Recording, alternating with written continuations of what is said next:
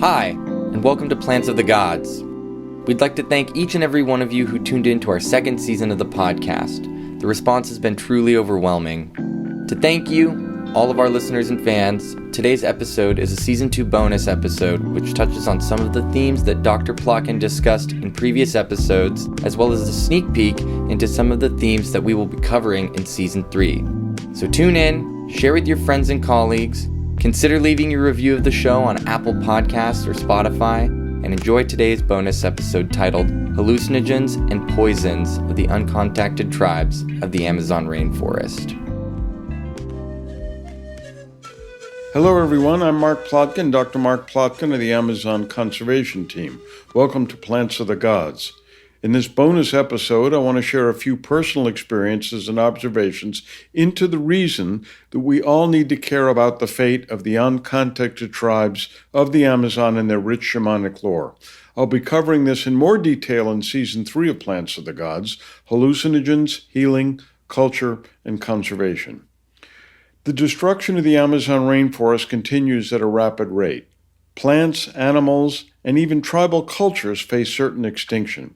In the 20th century, 90 tribes disappeared in Brazil alone.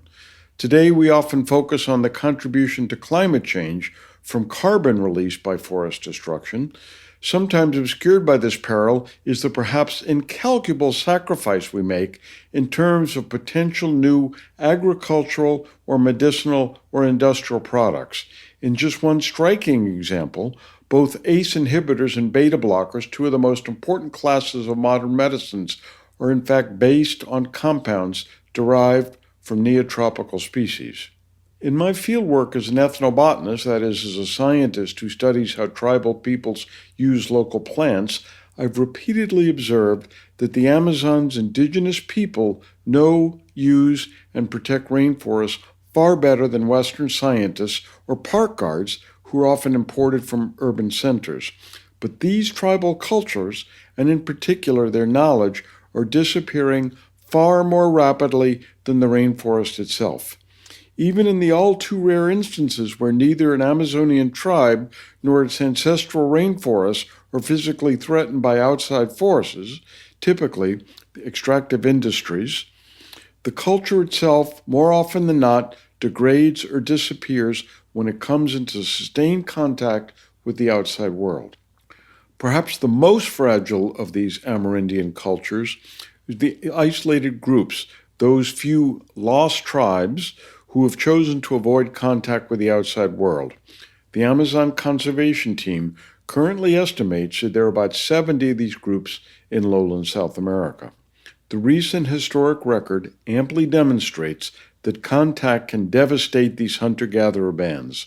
Within a few years of making contact, 50% of the Nucac tribe of the Northwest Amazon and 80% of the Acorio tribe of the Northwest Amazon were dead. And these fatalities were not equally distributed across all age groups. The most vulnerable were both the very young and the very old. Because they typically are the repositories of tribal knowledge, when the elderly members of a small tribe die, much, if not most, of the oral wisdom about medicinal plants, about hallucinogenic plants, dies with them. These isolated cultures represent an unexpected and vivid link to the deep past, when humanity was born and survived in seeming simplicity and relative harmony with nature. In our ever-urbanizing and stressed-out world, isolated peoples hold a mystic and almost iconic identity in the continuum of how humans live and have lived from the ancient times to the present. We often yearn for a sense of simplicity and clear orientation, and we have linked this gap in our modern lives to perhaps overly romantic perceptions of how life once was, or how it could be again. One current fundamental detachment from nature creates a yearning in many of us for a reconnection to the earthly ways we ascribe, fairly or unfairly, correctly or incorrectly, to isolated tribes. Romanticism aside, study of cultures with an extremely intimate relationship to the natural world may suggest means to revitalize the spiritually barren aspects of our daily lives and to live in far greater harmony with our environment. The subject of what constitutes truly uncontacted peoples, in fact, inspires debate. Many argue that every tribal community in the world, no matter how remote, has had some historical contact with outsiders. The website of Survival International, for example, a leading cultural preservation group, states, quote, "Everyone has neighbors, even when they're some distance away, and they know who they are." They further define uncontacted tribes as, quote, "people who have no peaceful contact with anyone in the mainstream or dominant society," end of quote. The great biologist John Terborg describes these groups as, quote, "societies that have no regular interaction with the modern world, though they might have second or third degree contact through trading partnerships or co-linguists. They live with no or few manufactured implements other than perhaps the odd machete or axe acquired through trade, often isolated by linguistic barriers as well as the physical barriers of remoteness," end of quote. Furthermore, any contact to strictly define, quote, uncontacted, leads down a rabbit hole. If the last Carihona Maloca, that is a longhouse, in the Chiribiquete region of the northwest Amazon was last seen in 1904, and longhouses, after a long absence, are once again being spotted there from overflights and small planes, can we say with any degree of confidence that these people are in fact Carihonas and that they therefore do not represent an uncontacted group? If a Colombian missionary met a tribe of isolated peoples near the Yari River over 20 years ago, presented them with machetes and pots, and then they fled and melted back into the rainforest, and the missionary was unable to find them again, can we say that they have been contacted? Not in my book. If a single trio Indian had a single encounter with two previously uncontacted and undocumented tribe members, are these tribes therefore considered contacted? In fact, this is the case. 25 years ago when I was in Suriname, two naked indigenous peoples appeared near a village of trios, and they ran off in one direction and the trios ran off in another. A few years after this, the Zoe tribe, ZOE, was contacted, and these two fellows that the trios had encountered were presumably members of that Zoe group. Sooner or later, for still isolated groups, contact with a larger society is all but inevitable. And recent history very likely predicts their future. They'll be, quote, civilized, end of quote, through settlement in large sedentary villages of other tribes. Once there, the changes in diet, lack of agricultural knowledge, and exposure to disease will prove disorienting and disheartening, if not fatal. Through the deaths of the elders and intermarriage into the dominant tribe, their culture will begin to disintegrate. So how do we know what they know and what is lost when these tribes disappear? To demonstrate what information may disappear when tribal peoples and their forests disappear, let me touch briefly on three examples. The Acorios of Suriname, who I've been working with for almost 4 decades, the Ariawawao of Brazil, and the Matses of Peru. First, the Acorios of Suriname. When first contacted by missionaries in 1968, the Acorio tribe consisted of small bands of hunter-gatherers living along the Suriname-Brazil border in the northeast Amazon. They had no agriculture or sedentary villages, only ephemeral housing structures, and carried fire with them from campsite to campsite. In fact, if you want to ask if an Acorio is dead, you ask if his fire has gone out, because fire is regarded as life-giving. Not knowing how to swim or build canoes, the Acorios avoided most major rivers, but did frequent the banks of these rivers in the dry season to collect iguana eggs, a favorite food. Let me share with you a personal story of the first contact with the Acorios. The great shaman Amashina, the paramount shaman of the Trio tribe, was out in the jungles of the Suriname-Brazil border. This was about 50 years ago, maybe even a little bit longer, where he was helping the government lay out trails for some geological surveys. And all of a sudden, he heard the call of the spider monkey. And the spider monkeys are the favorite food animal of the Acorios. They'll go to great lengths to hunt spider monkeys, particularly in the summer when the spider monkeys are fat. So he heard a troop of spider monkeys and began calling them, and trekking towards where they were. And as he got closer and closer, as he described to me, he was convinced there was going to be a great feast amongst the trios that evening. And then he got so close that he knew when he came around the tree, he would see the spider monkey. He took an arrow out of his quiver and nocked it, pulled it back, stepped around the tree, and found a totally uncontacted tribe who was making spider monkey calls in response to his. Amashina ran off in one direction, and the Acorio ran off in the other. In other words, neither of these indigenous peoples expected to find the other, and sustained contact had not been made with the Acorios up to that point. Shortly thereafter, the missionaries rolled in. Now, a striking aspect to all who met or observed the Acorios after the initial contact was how vigorous, how strong, and how healthy they seemed. The two neighboring tribes, that is the trios to the west, of which Amashina was a member, and the Wayanas to the east, both noted the detailed knowledge that the Acorios had, both about the flora and the fauna. In other words, these rainforest peoples, the trios and the Wayanas, recognized that the Acorios knew even more. They were, in fact, in awe of the Acorios' ability as hunter because of this incredible knowledge. Employing one of the few means of measuring their ecosystem knowledge, the late Dutch anthropologist Peter Cloos documented Acorio names for 35 different bee varieties, 35 different species of bees.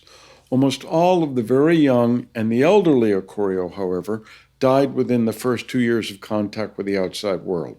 Before I began my research with the few who were left, today there exist fewer than 40 Acorios and less than a handful that remember life prior to contact. In other words, much of the knowledge of the Acorios of rainforest flora and fauna, and in particular medicinal species, had long disappeared before I arrived on the scene. The next case I want to focus on is that of the Matzes, or the Mayaruna of Peru. There are about 2,000 Matzes peoples living along the Brazil-Peru border. Up until 1969, they earned a fierce reputation for killing all trespassers on their traditional lands. In October of that year, the indefatigable National Geographic photojournalist Lauren McIntyre set off in search of the Matzes, who were then more widely known as the Mayarunas. He had a float plane drop him off near the headwaters of the Javari River, where he made a small camp, which was soon surrounded by Matzes men. At their encouragement and invitation, he followed them into the rainforest. After a few days, they began a tribal dance, once again inviting the American to participate. At the conclusion of the ceremony, the Matzes opened palm leaf baskets, removed large green monkey frogs from the containers, made cuts in their forearms, and rubbed the amphibian skin secretion into the wounds. The frog skin slime proved highly hallucinogenic. After the ceremony, the Matzes explained to the American explorer that they employed the frog exudate for hunting magic. It made the hunter smarter and stronger and allowed him to see where the animals would be found the next day. Later lab analysis of the frog skin yielded a host of new proteinaceous compounds, known as peptides, many of which are active in the human body. Several, in fact, are currently being studied as a means of increasing the permeability of the blood-brain barrier, among the holy grails of modern medicine. Another compound from the skin of the green monkey frog is a novel compound named dermorphin, a non-addictive painkiller 30 times more potent than morphine. Thanks to this revelation by McIntyre and those who followed in his footsteps, there's widespread acceptance that Amerindian knowledge of rainforest compounds is not limited to plants. As a result, scientists have searched for and found new medicinal applications of compounds in Amazonian insects and other frogs as well. For more on this fascinating story, check out my pal Peter Gorman's book, Sapo and My Soul, or my Plants of the Gods episode on hallucinogenic frogs. Now let's talk about the Ariawau people of Brazil. In 1987, I received a call from the National Geographic Society asking for my help. The German-Brazilian photographer Jesker von Puttkamer Filho had returned from the Amazon with some interesting photos of a recently contacted tribe and they wanted the opinion of an ethnobotanist at Nat Geo headquarters. Van Puttkamer and Lorna McIntyre had just come back from Rondônia State in southwestern Brazil, where they were visiting the Ariowawau peoples. Both men already had extensive experience with Amazonian tribal peoples, but were struck by a novel observation. They showed me a photo of a tapir that the Indians had brought down with their arrows, and the animal was covered in blood. Most Amazonian arrow poisons come from two plant families, the Menispermaceae, known as the moonseed family, and the strychnos family, and both killed through asphyxiation. Based on this photo, however, it seemed that the animal had bled to death, indicating the use of an arrow poison with strong anticoagulant properties. Research by other botanists determined that the Ariowawau were extracting this poison from a tree in the Brazil nut family, a group of plants not previously known to contain bioactive principles. Bioactive principles are what we define as chemicals which cause an effect in the human body. The active compound in the plant was indeed a powerful anticoagulant, which is why the dead animal was covered in blood.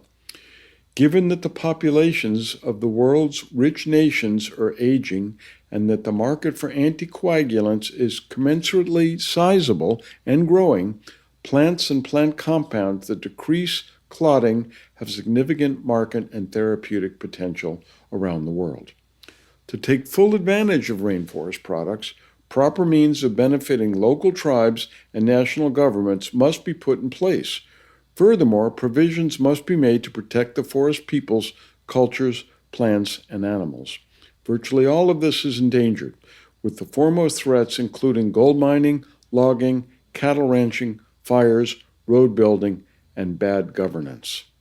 So the point to take home here is that two of these uncontacted tribes, when contacted, found them using two completely new plants, or plant and a frog, harboring numerous new compounds with potential therapeutic uses. I'll be covering this in greater depth in Season 3. Meanwhile, I hope that you're enjoying Plants of the Gods. If so, please leave a positive review on Apple Podcasts or Spotify or wherever you get your podcasts, and please recommend our podcast to friends and other colleagues. For more information on how the Amazon Conservation Team is working to protect uncontacted tribes, please check out our website at www.amazonteam.org. Thanks, and stay tuned.